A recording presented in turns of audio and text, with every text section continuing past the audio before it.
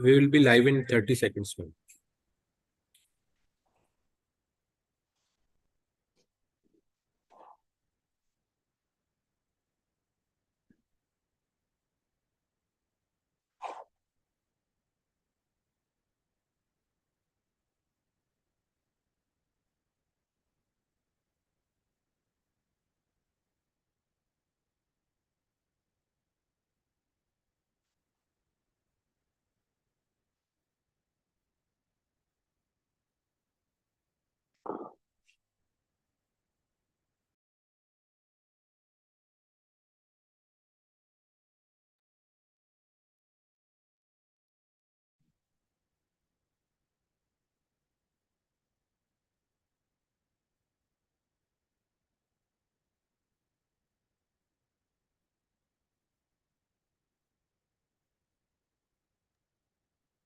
A very good afternoon to all of you, and thank you all for joining us today. And from Vicky Isla, and with the help of our partners and the team here, we are happy to present and discussion on another subject, and subject which is very relevant and very important to many of us, especially the women who we're talking and where we're talking and we addressing this in this issue, or I would say the partnerships which we are looking from the women for our subject we are taking today. So we have been from FICCI ILA, as you know, it's a language initiative of FICCI, and it's been running for many years. And we have been doing various activities, whether it's in awareness generation or technical capacity buildings, and or any discussions with the government, partner stakeholders. So the objective of all our activities through FICCI has always been that we get more and more people online, get them more empowered in their own languages, which is the strength of India. We stand a country with 22 official languages and more than 1600 dialects. So that's something which I see is a big strength which India carries with the diversity, and also gives us a good opportunity. So when we have this strength, and when we talk about the infrastructure which is required to consume various services, or to be part of the digital revolution, there are many things which government of India has already talked about it. They have already announced various programs. Digital India campaign is going on in a way full swing. Multiple the new initiatives have come in this domain. There has been a Startup India, there has been a Stand Up India, then there has been various schemes which has been announced by the government, and including the digital empowerment schemes. So when we talk about this, so there's a lot been done on the infrastructure side. We have the opportunity in terms of the language diversity which our country brings in, which is there, and we have a huge population of 1.4 billion, which is again I would say a strength which a country like India can of course utilize. Of course, we are being looked by various, I would say, the global MNCs, or I would say within the global world, as an emerging economic power. We have lots of we give them a good market to get access to various products. But when you talk about internal with respect to our own country, we like to empower our citizens, which is very much our thing. So when you talk about women, almost 48% of our population, according to our World Bank survey, 48.4 to be precise, is women. So this is the number we are talking now. We are talking about a multilingual internet, which is an internet in your own language, which is available to you. But we would want a digital empowerment of women through multilingual internet. We would want them to come on board with us. We would want them to utilize their own strengths, apart from being a woman as a strength, I would say, and complement them for the same. But more importantly, to utilize the language which they understand, and then contribute and consume the services which are available on the internet, through the government, or I would say various businesses, utilize various opportunities, contribute to the economic growth, and also I would say it's a good source of something which you can utilize this for your own livelihood. The COVID time has already taught us that how digital transformation has speeded up, how the IT, I would say, or digital or internet, whatever you call, which has been more consumed by you all, I would say, and I would say that is something which has kept us alive. It has always taught us that it is not necessary that you have to be physically involved at everywhere. You can even find out various ways of making livelihood, because contribution, earning, sharing, multiple things can happen through this session, which this medium which we are using it for this session as well. So when we have these infrastructure in place, and we have the good strength of the women as a population of our country. The only missing link is getting them connected in their own languages so that they can actually be part of the whole process we are talking about. So this is what we are aiming to do today. COVID did have a little higher contribution of women coming on the, I would say, if you talk about the skilled workforce from, and I'm not talking about just the top leaders. We are very happy right now. We are getting many women top leaders of various organizations. I'm talking about every common man, every common woman which is there right now with us, who would like to be part of this whole process, that how they can contribute, how these mediums can help, and how they can utilize their strength while being at home also, and but learning and also guiding, helping them, mentoring, I would say, sharing the success stories, their experiences with their peers, and doing multiple things. So as an organization, FICCI, we as an association, we have this FICCI ILIA. We'll be happy to help you out, to take it forward, the journey from the discussions which you hear it today from our partners and the esteemed leaders we have got us from the industry and academia, and I would say the corporates which are working on this area.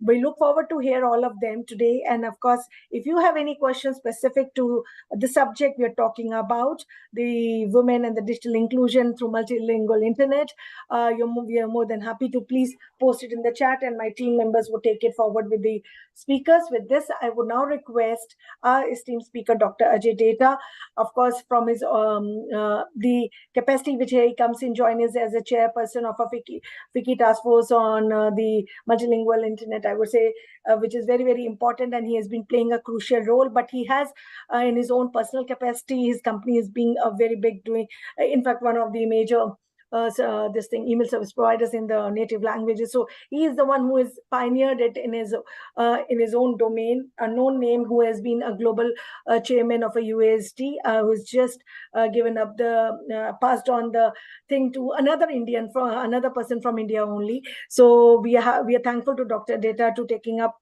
India at a global level in the UASD domain, and we will look forward to hear from you, Dr. Data, specifically with respect to the multilingual internet and the women empowerment. How do you see this thing happen? How can it lead to the women digital citizenship in India? Over to you, Dr. Data. Thank you very much, Sarika ji. And I must thank FICCI for taking this initiative and leading the Charter of Languages in the country. Today, I stand before you to shed light on a crucial aspect of the digital landscape that demands our attention. That is multilingual internet for women in India. The importance of multilingual internet as a socio-economic tool of empowerment. Let's look at the world. Almost 7.7 billion people, 5 billion mobile users, 7,000 plus recognized languages, 5.5 billion internet users which do not speak English, and the internet culture is growing. In the world, we can see that around us. Our nannies, dadis of the world has also getting into internet, and the ABCD class of the people, whether Aya by Chokidar driver, have started getting the empowerment of it. But why, then if everybody is using it, then what is the need of this discussion? So we have to understand India and its landscape. That's very important to understand. We must know that India has almost 19,500 languages or dialects which are spoken in India, which means we are not just 22 official languages, we are much more diverse than what it seems in the country. And it's a treasure for us. It's a linguistic treasure. But it has barriers for accessing information online.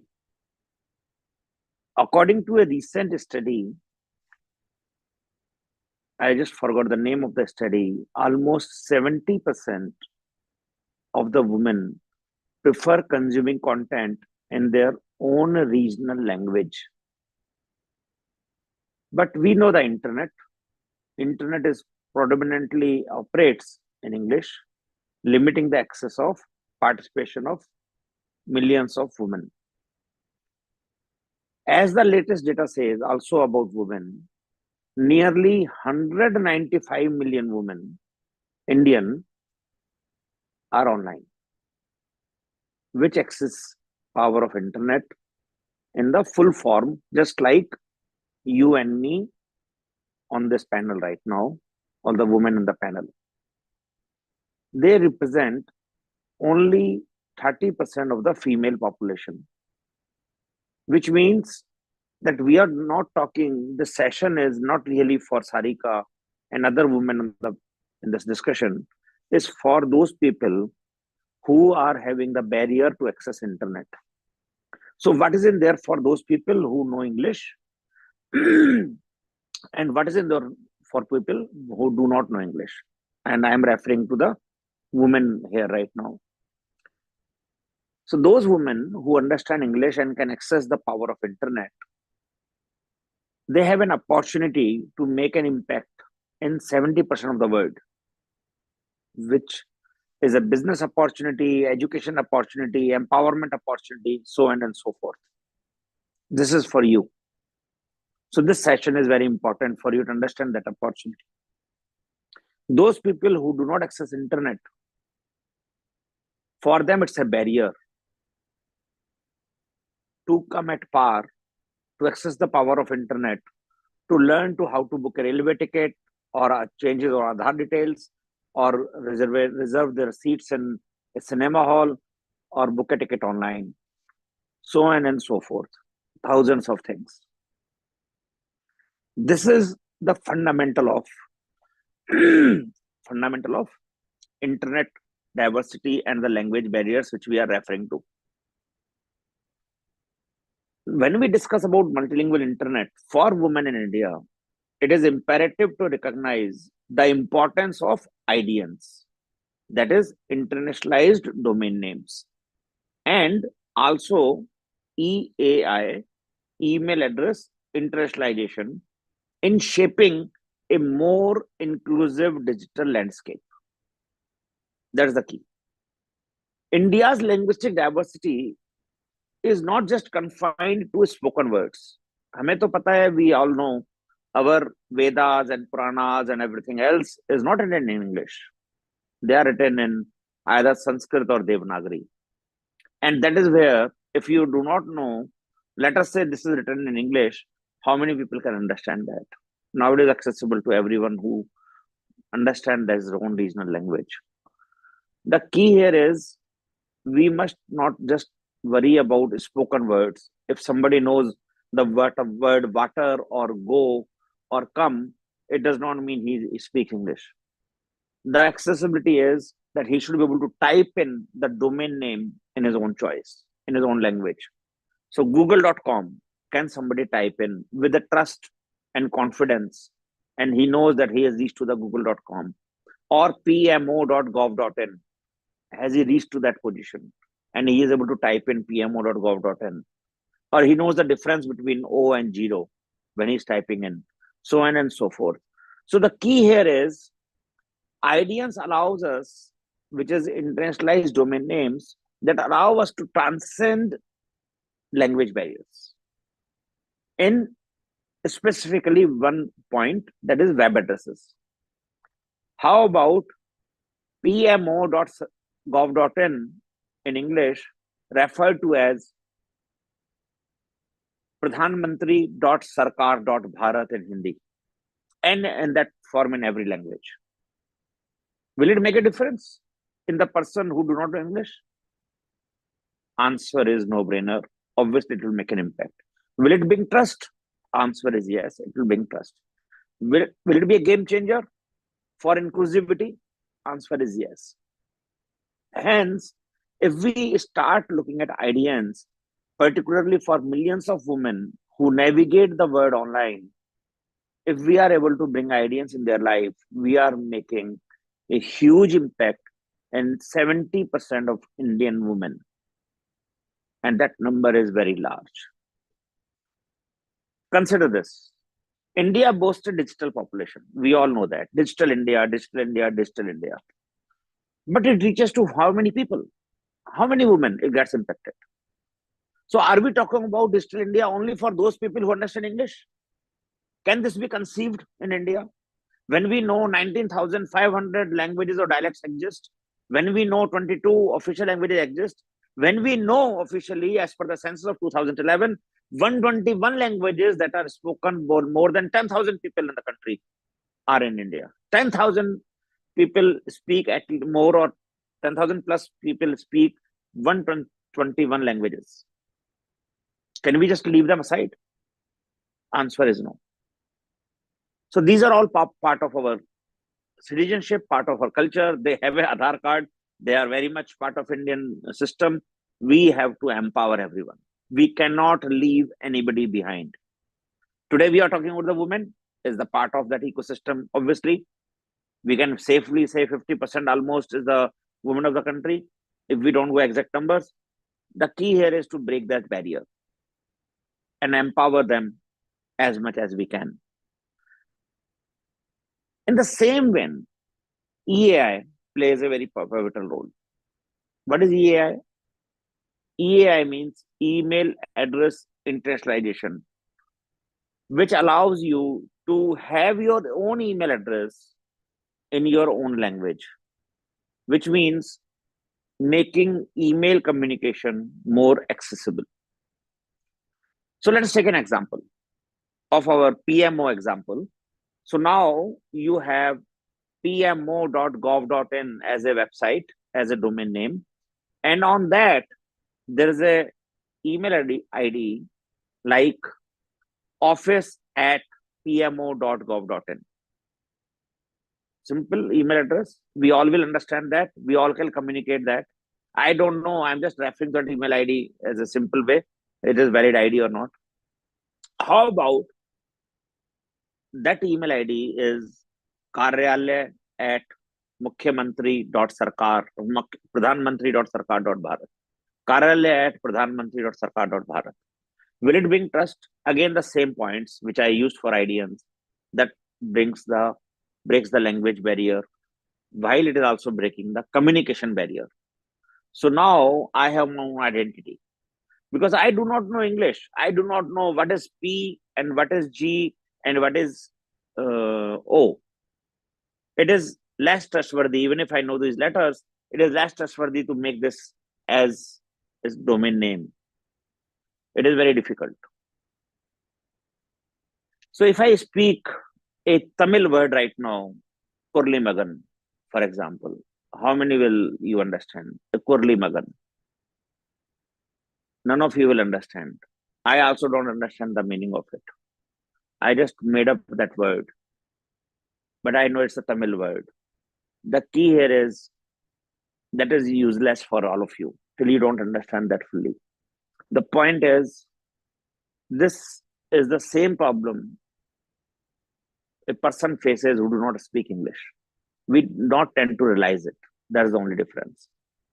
So let's bring these concepts into the economic perspective. A multilingual internet complemented with IDNs, EAI, and our effort, this 30% population, to make this internet accessible for that 70% of the women and make them economically more contributor in this our entire GDP of the world, entire GDP of the country, and ensure that these regional languages are catalyst for increased participation of the women, of the Indian women in the digital economy. This is very important to understand that only the men participating in the economy cannot make us the world leader. So what are the problems that we can remove that women part of the world comes and impacts into the economic part of the society? The potential economic impact, obviously, we cannot just ignore. One of the reports suggests that digital economy in regional languages, bolstered by initiatives like IDNC and EIs, is poised to reach almost 100 billion by 2025. This is not a small opportunity. 100 billion by 2025. This is not just about embracing technology. It is about harnessing it as a tool for economic empowerment. However, challenges persist. Awareness about IDNs and EIs is very weak.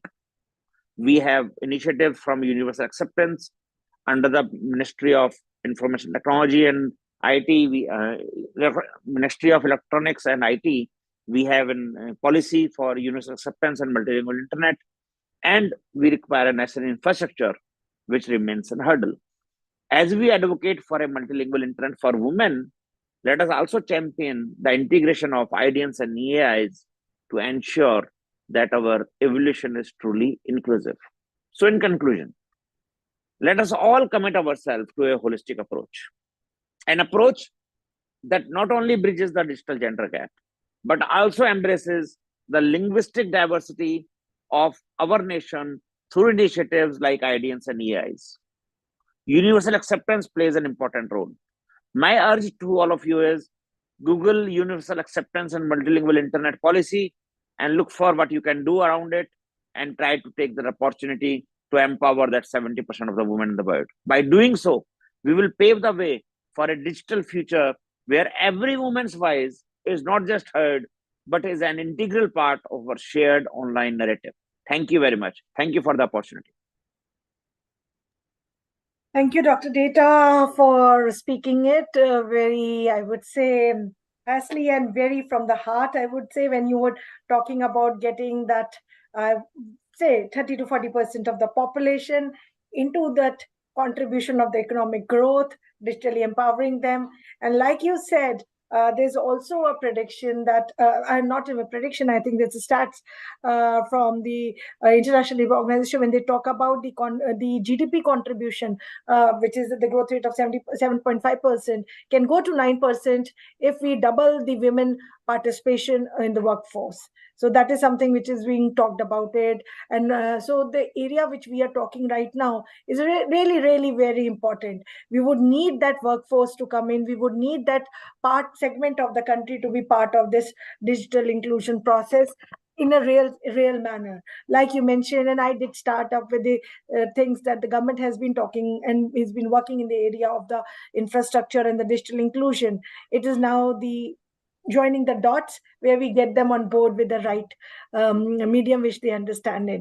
And of course, it needs to be complemented with IDNs and EAI. It is just not the multilingual internet. It needs to be complete and a holistic approach which needs to happen. And that's what you have talked about.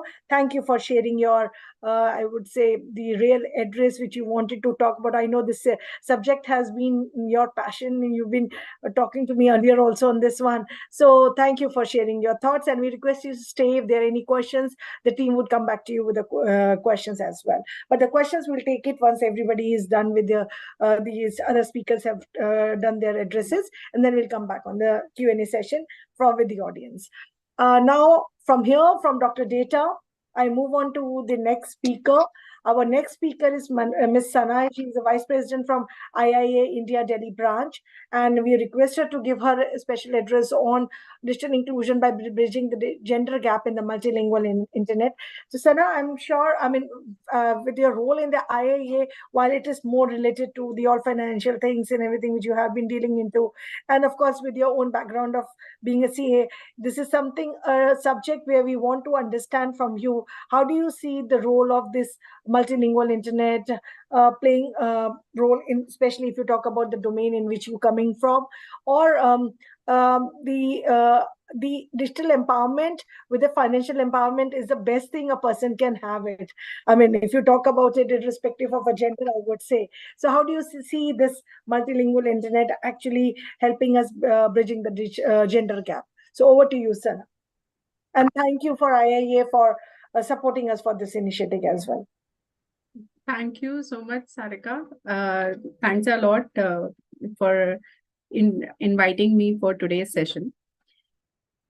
While you were talking about my background in the finance and the role of women in finance, I qualified my CA 17 years back when hardly 1 or 2% of the room was filled with females. Rest of them were male. I have seen the gender disparity since then. While we work along more with the, of course, the finance is known to be the male-dominated segment. But still, we have with time when the people are getting aware, getting opportunity and inclusiveness. Now the awareness has increased. A lot of women are coming forward in this domain, not only in finance, but in IT as well. I was going through one very important fact that the digital literacy in India is just 38% as against the literacy rate of 78%. The digital literacy, if you look at it, there is of course a division between urban and the rural population. In rural population, use of the internet is just 31%, as against the use in the urban places at 67%. So challenges for people living in different part of the country, they have different kind of challenges. Another important fact is only 29% of the women in India are digitally literate, as against 59% of the men population. Then if I go a little deeper in it, based on age, people over the age of 50, only 30% of the adults over age of 50 are digitally literate. However, the younger population between 18 to 29 years, the digital literacy rate is much higher. It is 60%. While we talk about the multilingual internet, of course, one is the digital literacy, and the second is the content in which it is accessible. As Mr. Dr. Data, he rightly mentioned that if we are getting an access in the language we know, अगर आपका email ID जो है वो हिंदी में आ सकता है, it is much accessible for all. And one interesting fact is that in India, 90% of the population is using the local language.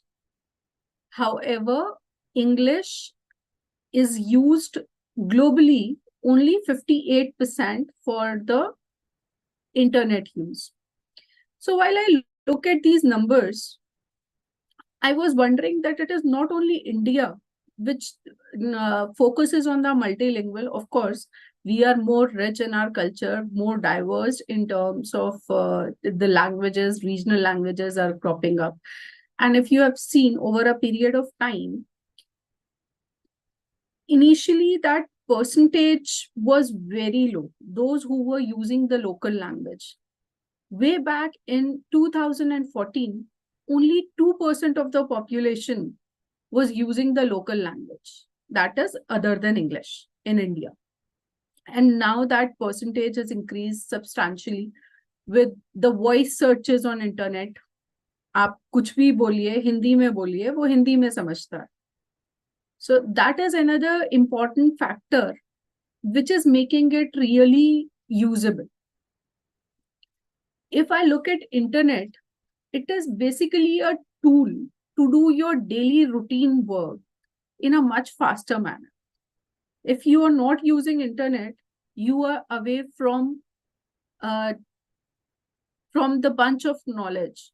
You are not accessing that bunch which is available to you. You are not accessing that. I remember one one really interesting quote from Stephen Hawking. He says that we all are connected by the internet like neurons of a giant brain. We all are connected. There is no typical barriers now while we are using the internet. There are so many things which can be done.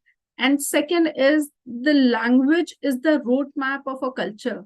It tells you where its people come from and where they are going. It is really important to understand that fact that these two are different things, access to the internet and using the multi-language on the internet. Digital literacy, while we talk about it, it is very, very important.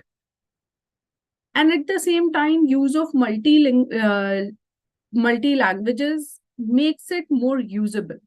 If I know how to use it and I don't know the language in which I can access. For example, if something is written in a French or German in front of me, I may not be able to read it. Or even if I read it, I won't be able to understand that. So if we get the content, and of course, more and more of the content has to be in the local language to reach those people. If I talk about the digital literacy, to increase that, how will we do that? To those people who don't know English, they know their local language very well. They don't know. Agar kisi ko English nahi aati, it doesn't mean that person is illiterate. But use of the local language, which is not available on internet or may not be widely used as of now, increasing that will help in bridging the gap. And if I talk specifically for the women sector, the women section of the economy, at times there are some socio-economic barriers, जहां कहीं पे affordability नहीं होती है या फिर infrastructure नहीं मिलता लोगों को. And women are more prone to leaving out the opportunities. They are not considered because of the local culture in India. At times, it is not considered that all the girls need to be to get equal opportunities. It is always a challenge. Lot of programs and a lot of initiatives has been done to make our society more inclusive and diverse as well. Gender gap in a digital realm is a multifaceted challenge that goes beyond mere access of the technology. One of the key pillars for the digital inclusion is digital literacy. Empowering women with the skills and knowledge to navigate the digital landscape not only enhances their individual opportunities, but also contribute to the overall development of the society. And we must invest in education programs that equip women with the tools to leverage technology for personal and the professional growth. To overcome these challenges, few strategies could be to increase the affordability by reduction of the cost of the internet. Of course, in India, the cost of internet has gone down and substantially over a period of time, and it is lowest across the world. That is one thing, but at the same time, the cost of internet has gone down, but the cost of the devices is still not that low that people are having that access. So we need to really expand the infrastructure, not only in the urban area, but to the rural and the marginalized communities as well, to help to close this access gap. New networks can be built, deployment of the new technologies in this segment to make it more affordable.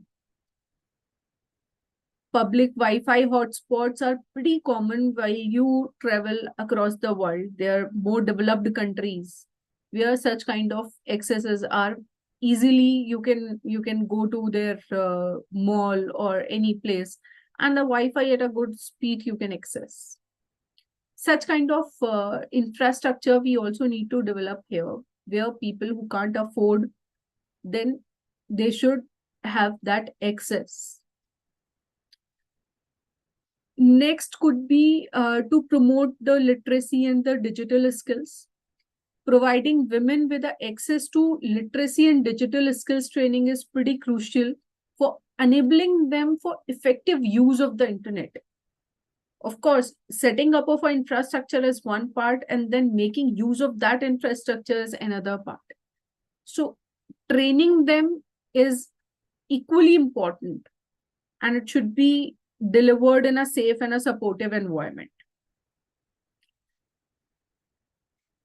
Next is, if you look at it, next strategy which can be formed to bridge this gap is to support women leadership in the digital sector, encouraging more women's participation in the design and development and implementation of the digital technologies.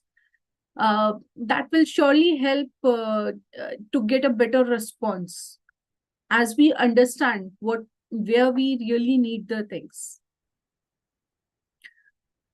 Addressing social and cultural norms, that is very crucial and important as well. It's very challenging to bridge that gap when it comes to the cultural norms, which discourages women from coming forward, and to make it really more inclusive digital environment. But yes, this can be achieved by creating more awareness campaigns like We Are Connected Today, to understand the use of the multilingual content on the internet, and why and how it is more important for the community and the engagement which we have. So I'll leave you with a thought that while we all understand sitting in our offices or having access to all this information, I'll leave you with a thought: what will AI do in this kind of environment where everything is not properly, if you say it is not inclusive, when we are still talking about diversity and the inclusion. So as artificial intelligence continues to play a larger role in shaping our digital experiences, what safeguard should be placed to prevent the reinforcement of existing biases and creation of AI systems that inadvertently discriminate against certain groups? We are comfortable in using the internet. We are using the AI, lot of tools we are using, not from now, but for pretty long time. And with the evolution of the technology, we still are facing challenges, how we can come forward. So I'll leave you with this thought to think that the issues which we are discussing in person will not be faced in the AI world. Thank you so much. Over to you, Sarika ma'am. Thank you, Sana, for talking about the digital, I would say, the empowerment of the women, mentioning various facets related to it, and of course, talking about the technology, talking about the security, talking about this availability and how it can be helpful in the, especially when you talk about with respect to the emerging technologies like AI, the role they are playing in. Thank you for your address in this regard, and thank you for being part of the session today. So with this, we come to our next speaker. So we have with us Dr. Partha Pratim Chattopadhyay ji. Is director with NIAMT Ranchi. And Dr. Chattopadhyay, we would love to hear from you how we can, how do you think we can shape the future of the digital inclusion?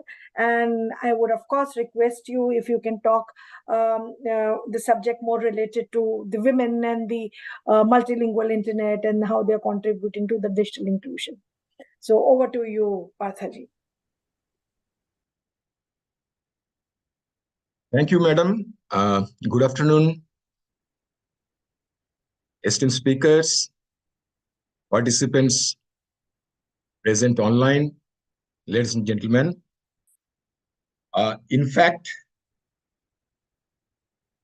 I belong to a different domain, engineering and experimental engineering, more precisely.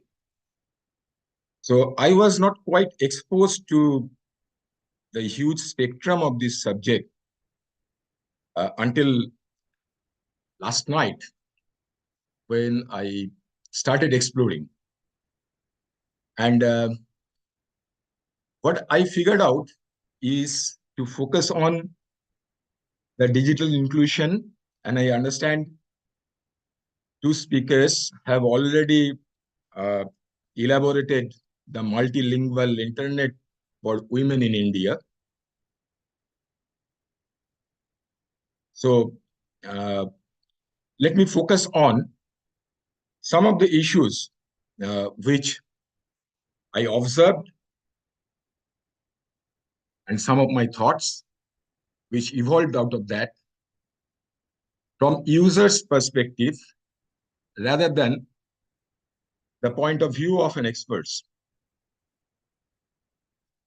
This particular subject domain is attracting immense attention globally for the last 5-6 years. And several international organizations like UNESCO, IEEE are rigorously working on this. So when I was trying to link this particular subject area with my knowledge domain, a similarity occurred to me, which I would like to share. I believe we all here are familiar with R&D. This is basically abbreviation of research and development. And these two words are in fact translationally related to each other and are mutually inclusive. I mean, research is translated into development, and development in turn paves the track of further research. This led to another interpretation of R&D, that is real and digital. If we focus these two words particularly, these are also related translational, and these are also inclusive. We are in fact engaged in translating various aspects of reality into different digital framework, and we find that this digitization in turn is changing the reality in different ways, which perhaps today we are concerned about.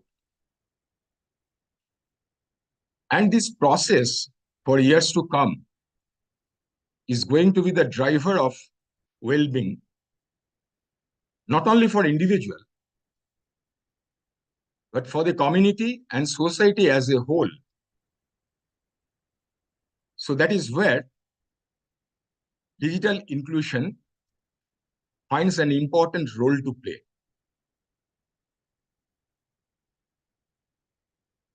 The world has seen 3 industrial revolutions, and all these waves of prosperity have certainly changed our life in different ways. But these prosperities have also left behind increased gap of equity, be it income equity, be it gender equity. The gap has been widened. And now we are entering in the era of Industry 4.0. And we have already come across several evidences of increasing trend or newer form of exclusions. And these are based on certain priorities, certain purpose, certain bias, or certain motivation, or maybe similar factors. And different forms of these exclusions are also visible in various internet space, like men over women, urban over rural, and indeed across the different income groups. The attempts of digital inclusion also come across certain barriers which are mostly of social origin, like accessibility, affordability, certainly language, literacy. So all these together impairs the progress of digital inclusion. And yes, certainly as far as the presence of women in digital media is concerned, the major and an important concern of today is vulnerability of internet connectivity. And different factors like unforeseen and unpredictable crises, conflicts, and often vested interest triggers and stimulates these vulnerabilities. And this not only affects the user, it also deters the efforts towards digital inclusion. So with these few observations in the background, let me read out the definition of digital inclusion proposed in one of the roundtable meeting of United Nations of recent times. They define it as equitable, meaningful, and safe access to use, lead, and design digital technology, services, and associated opportunity for everyone and everywhere. And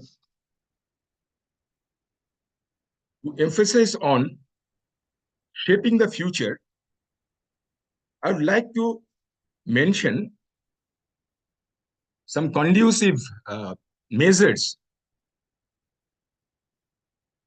which may help in the pursuit of digital inclusions. First thing is enabling this effort with legitimate human right and security. To implement holistic policies and actions within a stipulated period of time. In most of the cases, even very progressive policies and actions fail due to time gap. And it is important to promote language literacy and learning as a precursor for implementation of digital inclusion. And it is also important to sensitize a digital mind for adoption and adoption of different digital resources and tools. I'd like to mention here that about 1.5 years back, in our institute, we have established a women technology park And one of the focus is to impart digital education to women candidates from rural Jharkhand and particularly from underprivileged families. We have already conducted 2 such sessions, each constituted by about 35 women candidates. And it is surprising that when they start the program, many of them have not seen the computer. But after 5-6 months, they become eligible for a job, and many of them are engaged in profession now. Thank you for giving me this opportunity, and particularly to have the exposure in such a domain of immense significance.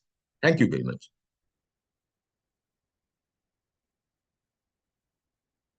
Karika, over to you. Thank you, Chattopadhyay, for sharing your views, of course, and then talking about how actually the digital inclusion can really shape the future, talking about the real definition of getting the internet available in an equitable manner to everybody and everywhere, how it can be done. And thank you for sharing your perspective from your organization side and academia side, I would say that. I'll also, while I'm sure the questions, if any, comes in with respect to academia, we'll also like to see and understand from you, how do you see that the roles of the academic institutions? See, there are courses and everything which is being run, the students are getting graduated and everything happening. But how do you see the role of the academia being played in terms of when you talk about the digital inclusion and the women empowerment? Do you see anything which can be specifically done in that area?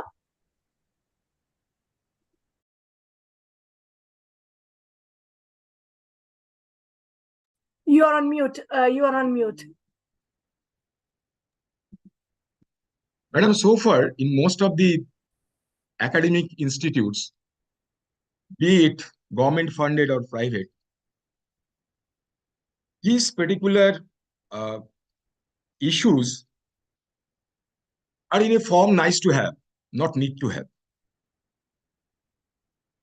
But essentially, particularly in government institutes, there are spare space, resource, facility, and time available for pursuing these programs. And I believe academic institute is the right place, typically for the ambience. And it may be immensely fruitful if we can engage students in this area. That is what we are doing now. We have a student NGO. It is essentially Section 8 company named Kartaba, who have taken this responsibility to educate, not specifically, gender inequality, more to bridge the gap in the sector of income inequality. And they are teaching about 150 children from underprivileged area around our institute. So I believe, in fact, it needs right sensitization, and which can translate their effort into value.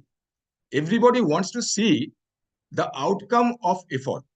So I believe there is some gap to make people understand what is the outcome if someone is exerting some effort. So I think that may accelerate the process.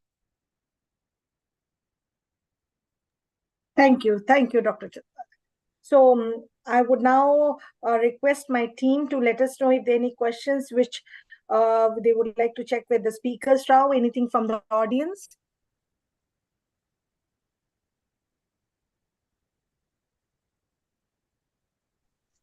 Yes, ma'am. There is a question. We will be pasting it into the chat box.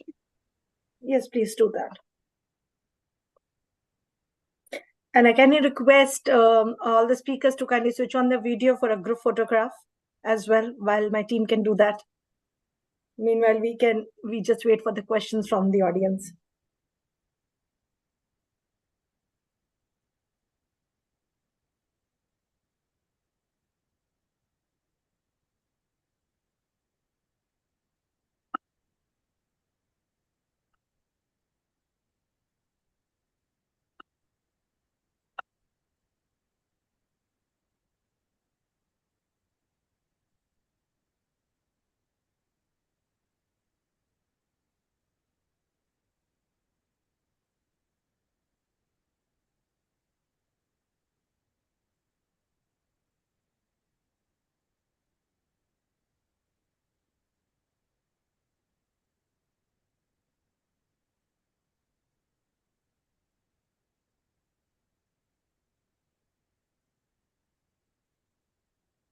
Parthaji, Anji. You referred to an NGO run by students, that is Section 8 company. And today we are talking about multilingual internet. If that NGO with 150 students working on 150 people around this college for increasing their income, if they can also work, and one of the point of breaking the language barrier and adding, that could be a very interesting input from their side towards FICCI, and we can help them give them necessary tools to take them to the audience which they are catering. If they have time and if they have interest, we can certainly take this from there, because they are already working with the people who need to be empowered, right audience? Right. So far, they have not particularly focused on the area for the gap in gender sector, but certainly they are working in income sector. And yes, we have the facility. We are going to create a nice state-of-the-art language and communication lab. And I must convey my thanks to FICCI for giving this opportunity, because these often we come across as talk of the time or kind of awareness, but we often don't get the opportunity to get uh, deeper into that. So uh, for my uh, last few hours of exercise, I understand the depth and need of this particular area, and certainly these efforts will be converged in that direction. And obviously, the support from uh, FICCI will encourage our faculty and students in different ways.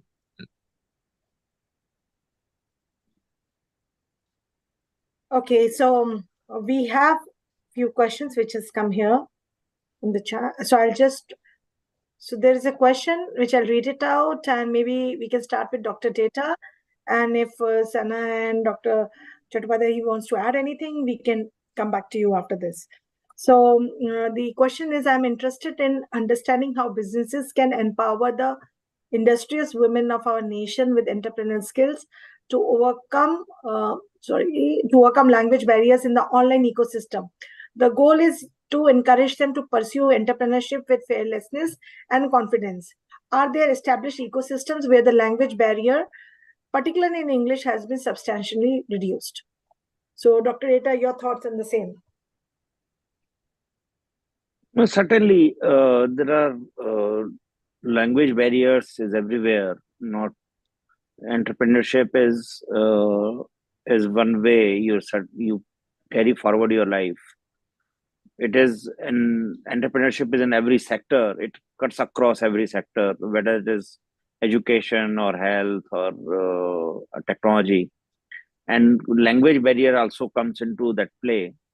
One thing which I have seen by Government of India through the policy intervention and the new policy of education, they have empowered the power of language and made some things mandatory for students to go through certain languages, the regional languages in their life, and not made mandatory English to pass and go through.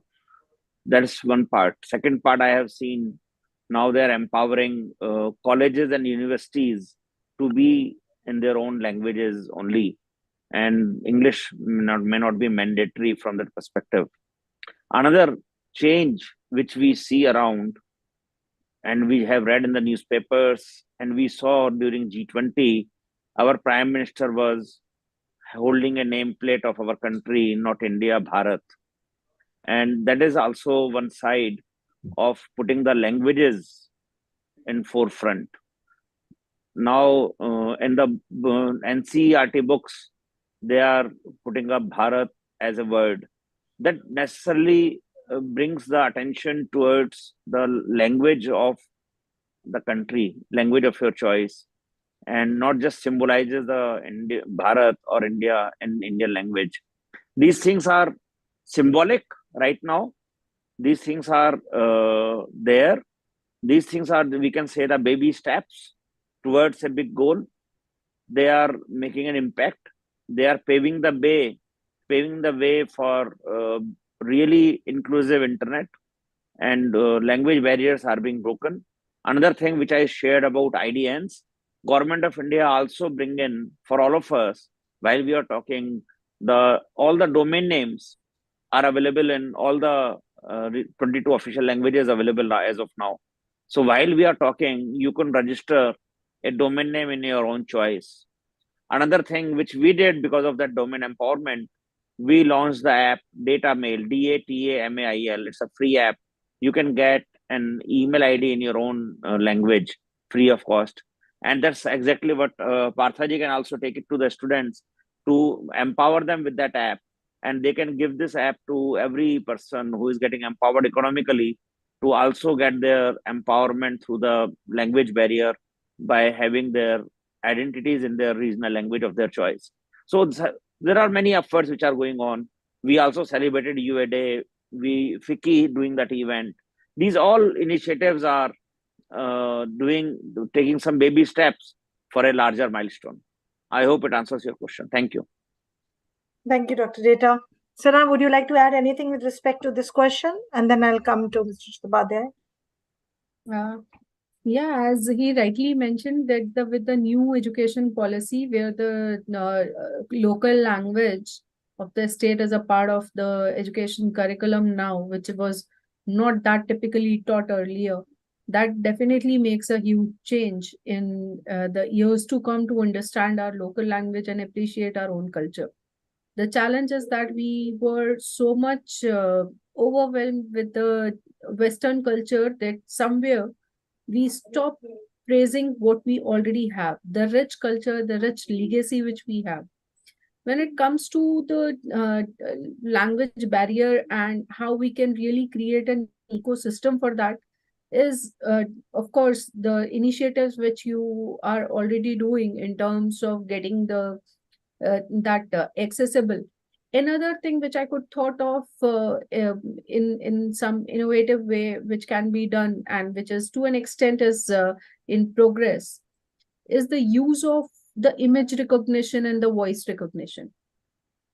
That will definitely help in bridging those gaps. Earlier, I remember when the Google has introduced the voice search option, it was taken tremendously and increased the internet traffic by leaps and bounds. The use of internet with those people who are not that literate to understand what else is happening, that kind of thing, of course, those innovative aspects are required to take this forward. Thank you. Thank you, Sana. Anything, Dr. Chattopadhyay, you would like to add to this question?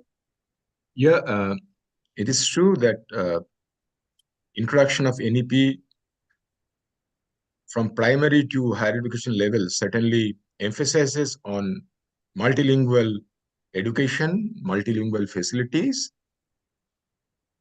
And yeah, as Shana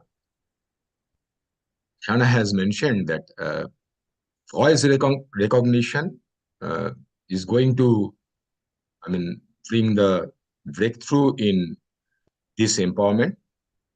But there are social factors which needs sensitization and physical intervention that we have experienced, maybe in not, there is no tangible document for that. During COVID period, the only window was internet, right? And that brought huge volume of women participants, particularly for those artisans, weavers who had to close their shops. I have seen small girls in their family started their sessions in the Facebook and started selling their product. They didn't have much confidence on language, but they started and they could succeed. So definitely when challenge is there, people find some solution, but certainly it needs some methodical guidance and training. For that, we need to create as many number of platforms and opportunities as possible. Okay. Without physical confidence, I don't think, I said, it is a translation from real to digital. Unless these two, for any translation, we need to know two languages. We need to understand reality and we need to understand digital. So without that, I think there is a gap and that need to be taken care of. Thank you. So with this, I move on to the another question. We are already at 4:20. I know we are overshot by time.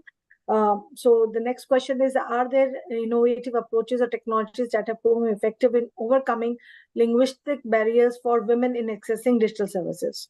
So so Dr. Data, would you like to throw any light on this, any innovative approaches or technologies which can help in this regard? No, I think, Sarika, you know that everybody should know universal acceptance as one of the very important pillar. While the voice to text, text to speech, image recognition, image to text, OCR,